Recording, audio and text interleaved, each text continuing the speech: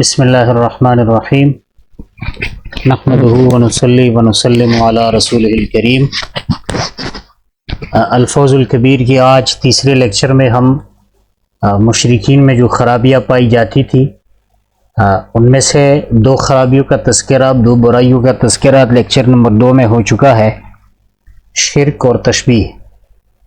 آج تیسری سبق میں ہم پڑھیں گے تحریف۔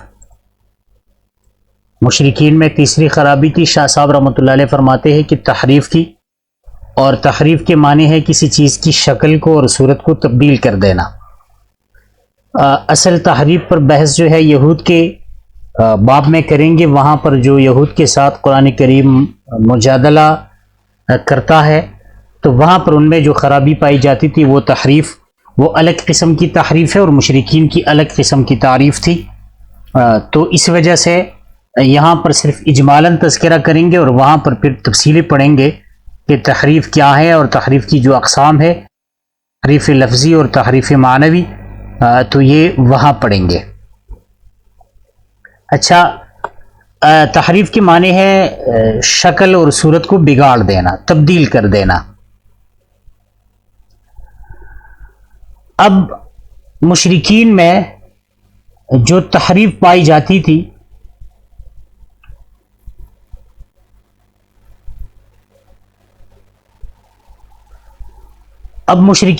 تحریف کی برائی پائی جاتی تھی تو اس کا مختصر خلاصہ شاہ صاحب یہ ذکر کرتے ہیں کہ مشرکین یہ دعویٰ کیا کرتے تھے کہ ہم ملت ابراہیمی پر ہیں اور ہم ابراہیم علیہ السلام کے ماننے والے ہیں۔ اب ابراہیم علیہ السلام کی دین میں جو شرائع یا جو شعائر تھے، جو عقائد تھے، اس کا تذکرہ پہلے لیکچر میں ہو چکا ہے۔ اب انہوں نے انہی چیزوں میں تحریف کر کے، عقائد میں، شرائع اور شعائر میں تحریف کر کے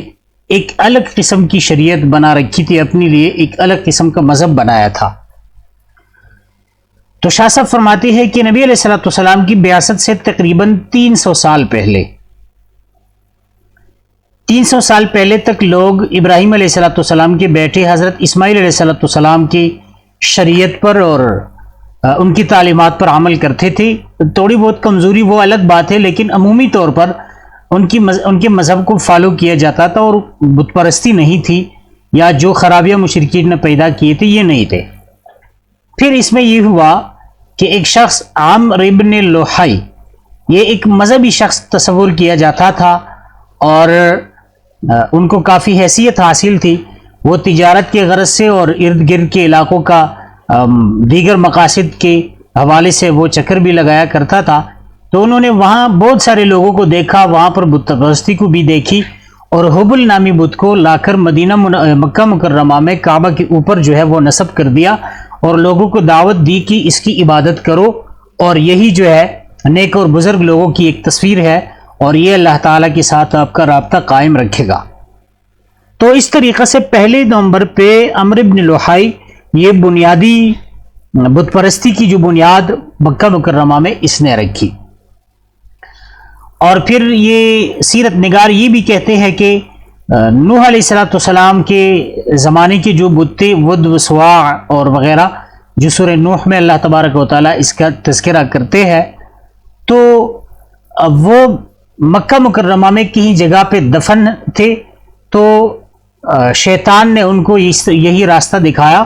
اور وہ جا کر وہیں کھدائی کی اور بت نکالے اور لوگوں کو کہا کہ یہ آپ کے معبود ہے، اس کی عبادت کرو۔ تو سب سے پہلے نمبر پر عقیدہ میں یہ تحریف ہو گئی، توحید میں، کہ اصل توحید کو چھوڑ کر بت پرستی میں مبتلا ہو گئے۔ دوسرے نمبر پہ ان میں جو خرابی تھی تحریف کے حوالے سے، تو یہ بحائر، ثوائب، حامی اور وسیلہ، یہ 4 جانوروں کے حوالے سے ان میں کچھ تحریفات پائے جاتے تھے۔ اب اس میں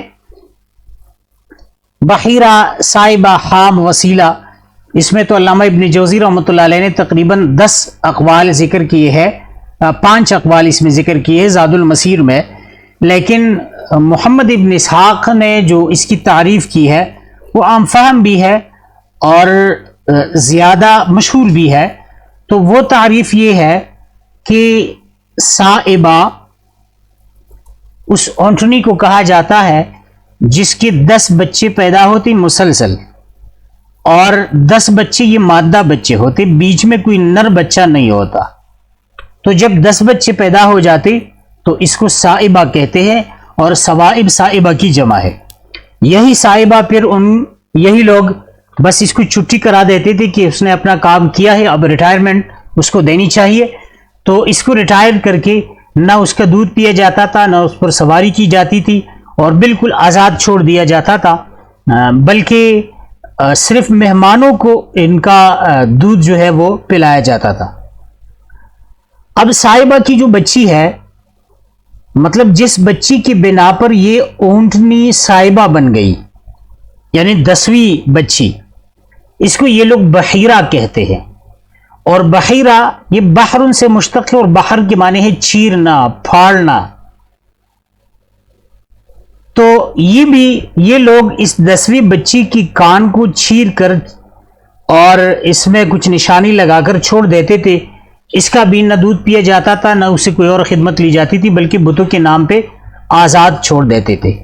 اس کو بحیرہ کہتے ہیں۔ حامی یہ اس اونٹ کو کہا جاتا ہے جس کی جفتی سے 10 اونٹنیاں جو ہے وہ حاملہ ہو جائے، اور ہر ایک اونٹنی جو ہے وہ مادہ بچے جنے۔ اب جب 10 مرتبہ اس نے یہ کام کیا اور مؤنث بچیاں پیدا ہو گئی اونٹنوں کی، تو یہ اس اونٹ کو بھی حامی حمایتن سے ماخوذ کے معنی ہے بچنا، تو انہوں نے بھی اپنے پیٹ کو اس مشقت سے بچا لیا، اور اب اس پر مزید سواریاں کرنا، اس خدمت لینا یہ مناسب نہیں سمجھتے تھے، بالکل اس کو بھی آزاد چھوڑ دیتے تھے۔ اور یہاں پر وسیلہ کا تو تذکرہ نہیں ہے، لیکن قرآن کریم سورہ انعام میں جو تذکرہ ہے تو وہیں 4 ہے، ما جعل اللہ من بحیرۃ ولا صائبۃ ولا وسیلۃ ولا حام۔ تو وسیلہ اس بکری کو کہا جاتا تھا کہ جس کے 2 بچے، ہر بار 2 بچے پیدا ہو 5 مرتبہ، اور ہر مرتبہ 2 بچے ہو اور پھر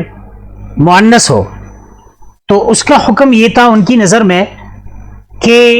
اس کو بھی چھوڑ دیتے تھے، اور اگر اس کا یہ وسیلہ کا جو بچہ پیدا ہوتا تھا تو اگر زندہ ہوتا تو یہ صرف مرد کہتے، اگر مردہ پیدا ہوتا تو مرد عورت دونوں کو کہنے کی اجازت تھی۔ تو یہ تھی بحیرہ، صائبہ اور حامی کی تعریف۔ یہ مشرکین میں تحریف پائی جاتی تھی۔ اب مشرکین میں ایک اور خرابی جو پائی جاتی تھی وہ ہے استقسام بالازلام۔ استقسام کے معنی ہے، یہ باب استفعال سے مصدر کا صیغہ ہے، اور اس کے معنی ہے تقسیم کرنا۔ الازلام ظلم کی جمع ہے، اور ظلم اس تیر کو کہا جاتا ہے جس کے پر نہ ہو۔ مشرکین تیروں کو مختلف مقاصد کے لیے استعمال کرتے تھے۔ ایک تو فالگیری کے لیے، یعنی اگر انہوں نے کوئی کام کرنا ہوتا تو تیروں کو، ان کے پاس مخصوص تیر تھے، ایک پر لا لکھا ہوتا تو دوسرے پر نعم لکھا ہوتا، تو کوئی بھی تیر اٹھا دیتے کام سے پہلے تو بطور فعال، اگر تیر پر نعم والا تیر نکلتا تو وہ کام کرتے، اگر لا والا تیر نکلتا تو پھر وہ کام نہ کرتے، بلکہ 1 سال تک انتظار کر کے 1 سال بعد دوبارہ اسی طرح قرآن اندازی کرتے تھے۔ دوسرا مقصد جو استقسام یہ ازلام اور تیروں سے لیتے تھے وہ نسب کا معلوم کرنا، گویا کہ ان کے ہاں ڈی این اے کا یہی طریقہ تھا کہ ان کے پاس 3 تیر ہوتے تھے، ایک پر لکھا ہوتا منکم، ایک پر لکھا ہوتا من غیرکم، اور ایک پر لکھا ہوتا ملحقن۔ اس کا طریقہ یہ ہوتا کہ بتوں کے مجاور اور ان کے جو مخصوص افراد تھے ان کے پاس جاتے، 100 اونٹ لے کے وہاں جمع کرتے، اور پھر وہ ان 3 تیروں کو کسی تھیلے وغیرہ میں رکھ کر پھر نکال دیتا۔ تو اگر اس پر یہ والا تیر نکلتا کہ منکم، تو وہ جس قبیلے کے ساتھ وہ یہی طریقہ کرتا تھا، ڈی این اے کرتا تھا، تو اسی قبیلے سے شمار کیا جاتا کہ یہ ہمارے نسب سے اس کا تعلق ہے۔ اگر یہ تیر نکلتا کہ من غیرکم، یہ غیر میں سے ہے، تم میں سے نہیں ہے، تو پھر اس کو حلیف سمجھتے تھے، ان کے ساتھ معاہدہ ہوتا اور اس کے ساتھ بہتر تعلقات ہوتے تھے۔ اور اگر یہ نکلتا کہ ملحقن، تو وہ نہ حلیف ہوتا، نہ قبیلے کا فرد ہوتا تھا، بلکہ اپنی حالت پر برقرار رہتا، اجنبی سمجھتے تھے وہ لوگ۔ تو اس کے لیے بھی یہ تیروں کا استعمال کرتے تھے۔ اور اسی طرح تیروں کے استعمال کا ایک اور مقصد وہ تقسیم بھی تھا، اور یہاں استقسام بالازلام سے مراد وہی ہے، تقسیم کرنا، کیونکہ الاستقسام کے معنی ہے طلب التقسیم ہے، کسی چیز کی قسمت اور تقسیم کو طلب کرنا۔ اس کا طریقہ یہ ہوتا ہے، اس کے ساتھ وہ جواں کھیلتے، اور اس کا طریقہ کار یہ ہوتا تھا کہ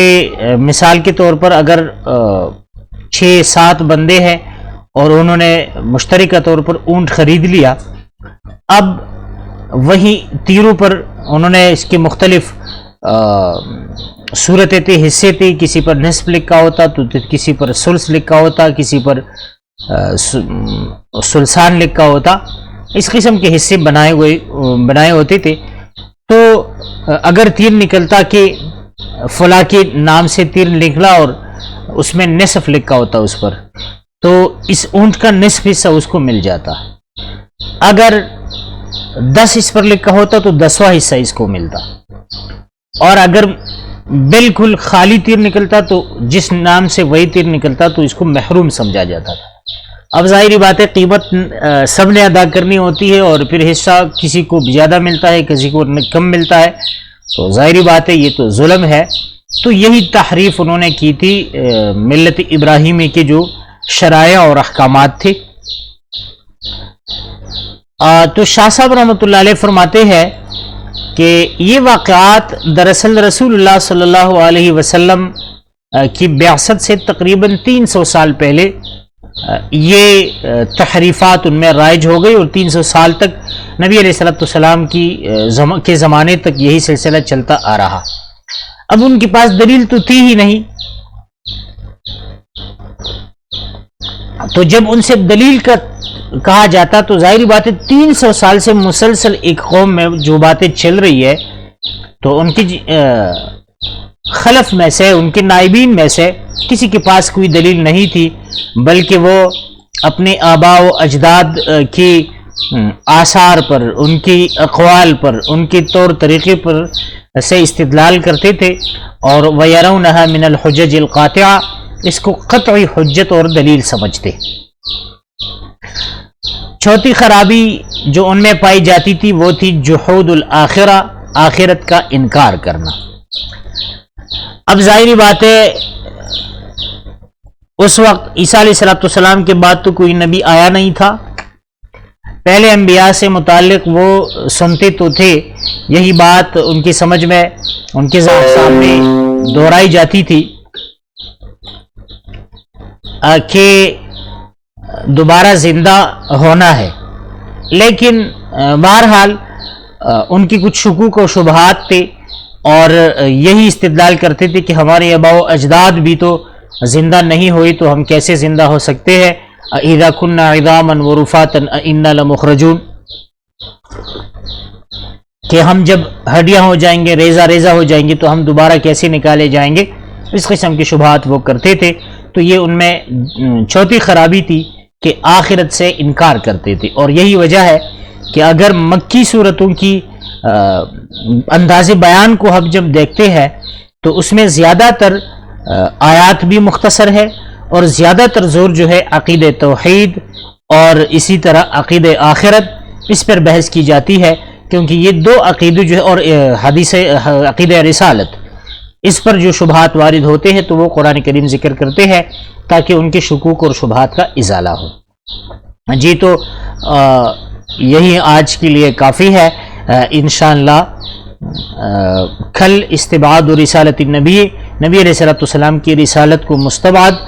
اور خلاف عقل سمجھنا، اس پر بحث کریں گے۔ آج کے لیے یہی کافی ہے۔ السلام علیکم ورحمۃ اللہ وبرکاتہ.